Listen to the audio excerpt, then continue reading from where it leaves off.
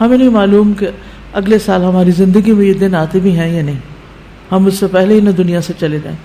اس لیے بہت ضروری ہے کہ ان 10 دنوں کی پلاننگ کریں کہ ہم نے کیا کیا کرنا ہے. صرف وہ کام کافی نہیں جو ہم ہر روز نیکی کے کام کرتے رہتے ہیں، مثلا جو روٹین میں نوافل پڑھ رہے ہیں یا صدقہ خیرات کر رہے ہیں یا اور نہیں، مزید بھی کرنا ہے. صحابہ ان دنوں میں انتھک محنت کیا کرتے تھے. سعید بن جبیر ذی الحجہ کے 10 دن داخل ہونے کے بعد عبادت میں بہت زیادہ کوشش کرتے تھے، حتیٰ کہ وہ اتنی محنت کرتے کہ لگتا کہ وہ اس کی قدرت نہیں رکھتے، یعنی اپنے آپ کو اتنا تھکا دیتے کہ لگتا کہ بس اب اس سے زیادہ کچھ کر نہیں سکتے، آخری درجے تک. اب نیک اعمال میں سے افضل عمل جو ان دنوں کے لیے پسندیدہ ہے وہ اللہ کا ذکر ہے. نبی صلی اللہ علیہ وسلم نے فرمایا کوئی دن اللہ کے ہاں ان 10 دنوں سے زیادہ عظمت والا نہیں ہے، اور نہ ہی کسی دن کا عمل اللہ تعالیٰ کو ان 10 دنوں کے عمل سے محبوب ہے.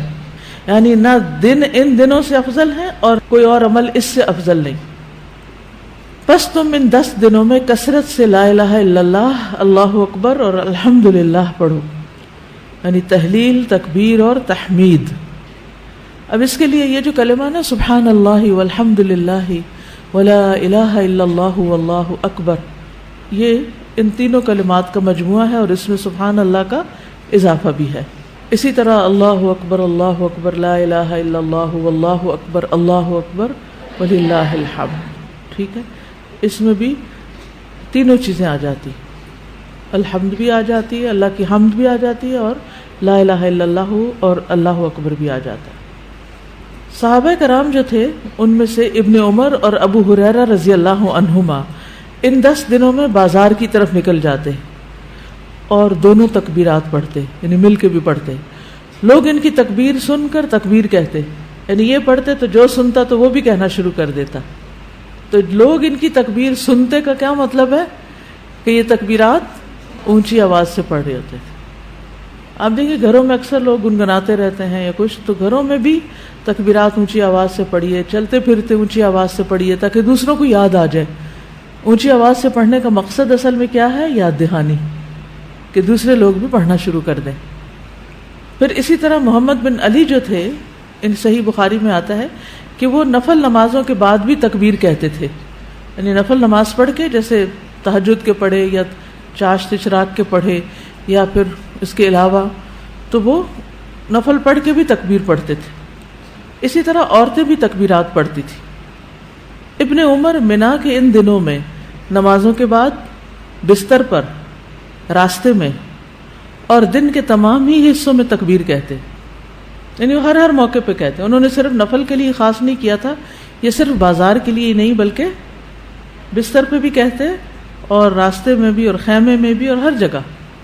اور ان میں سے کوئی بھی آپ الفاظ پڑھ سکتے ہیں، اللہ اکبر لا الہ الا اللہ واللہ اکبر وللہ الحمد، اور اللہ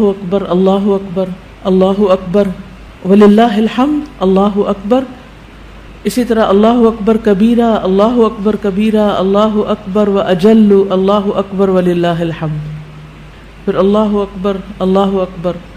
اکبر کبیرہ، تو اللہ اکبر کبیرہ والحمد للہ کثیرہ وسبحان اللہ بکرۃ واصیلا بھی آپ پڑھ سکتے ہیں.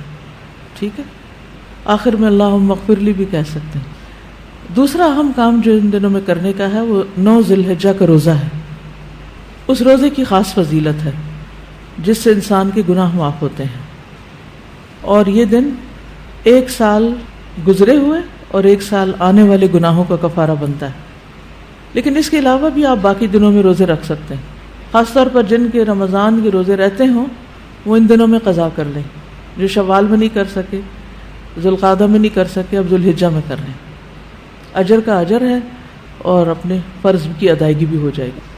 شوال کے روزے تو الگ الگ رکھنے پڑتے ہیں، لیکن یہ آپ ملا کے بھی رکھ سکتے ہیں، کیونکہ ان پہلے 8 دنوں کے روزے کو مخصوص نہیں ہے.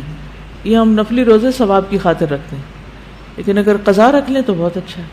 اور ان دنوں کا سب سے افضل عمل قربانی ہے. اقوال میں تسبیحات ہیں، افعال میں قربانی. تو مجھے امید ہے کہ آپ سب نے قربانیوں کا بندوبست کر لیا ہوگا. اگر ہر شخص الگ الگ نہیں کر سکتا، تو مل کے بھی اکٹھے ہو کے بھی قربانی کر سکتے ہیں، کیونکہ جان کا صدقہ تو کبھی بھی کیا جا سکتا ہے. تو عام دنوں میں کرنے کی بجائے ان دنوں میں انسان کر لے، ان دنوں میں پیسے جمع کرا لے. خاص طور پر غریبوں تک جو پہنچایا جاتا ہے گوشت، اس میں انسان اپنا حصہ ڈال لے. ایک طرف کیا کرنا ہے، تسبیحات کی کثرت، اور دوسری طرف کیا چھوڑنا ہے، غیبت، چگلی، تانا، فضول میں لغو باتیں، ہنسی مذاق. اپنے شر سے دوسروں کو محفوظ رکھنا، اپنی زبان سے دوسروں کو اذیت نہیں دینا، بدگمانی، تجسس، ٹوہ نہیں لگانا، آر نہیں دلانا، نفرت و بغض نہیں کرنا، ظلم نہ کرنا ہے نہ ہونے دینا ہے، کسی کو بے عزت نہیں کرنا، آر دلانا اور تانا دینے والی عادتوں کو چھوڑنا ہے. ٹانٹنگ، وہ جو عادتیں ہوتی ہیں نا، ان کو بھی چھوڑنا ہے. غصہ نافذ کرنے کی طاقت رکھنے کے باوجود اس کو چھوڑ دینا ہے. گالی گلوچ، بد زبانی، ان چیزوں سے بھی بچنا ہے. مسلمان کو ہر طرح کی اذیت دینے سے رکنا ہے. رشتہ داروں کی قطع تعلق ہی نہیں کرنی، ان کو منانا ہے. ظالم رشتہ داروں پر بھی مہربانی کرنی ہے. اپنے شر سے پڑوسیوں کو بچانا ہے. اپنے ایمان کی تجدید کرنی ہے. صبر اور عفو درگزر کرنا ہے. اچھا اخلاق اختیار کرنا ہے. اول وقت پہ نماز پڑھنا ہے. قیام لمبا کرنا ہے. ہو سکے تو تہجد پڑھنا ہے. روزہ رکھنا ہے. حج کے لیے تو چلے گئے ہیں لوگ، ہو سکے تو حج کرنا ہے. مالی صدقات میں اپنے اہل و عیال کی ضروریات پوری کرنا. ناراض رشتہ دار کو تحفہ دینا. اپنے بہن بھائیوں کی یا اپنے دوستوں کی ضروریات پوری کرنا. پانی پلانا. ایسا صدقہ جو خود کو محتاج نہ کرے کسی کا. ناراض لوگوں کو آپس میں صلح کرانا. کسی کو خوش کرنا، کسی کو پریشانی دور کرنا. پھر اپنے نفس اور خواہش سے جہاد کرنا. لوگوں کو اپنی برائی سے محفوظ رکھنا. اور صدقے خیرات میں کھانے پینے اور دیگر چیزوں کے علاوہ اچھی کتابیں، اچھے پیمفلیٹس اور خصوصاً اس ٹاپک کی اویئرنیس لوگوں میں کریٹ کرنا ہے. قرآن کی تلاوت میں عام روٹین سے زیادہ پڑھنا، اس کو انکریز کرنا ہے. اللہ سبحانہ وتعالی ہمیں عمل کی توفیق عطا فرمائے.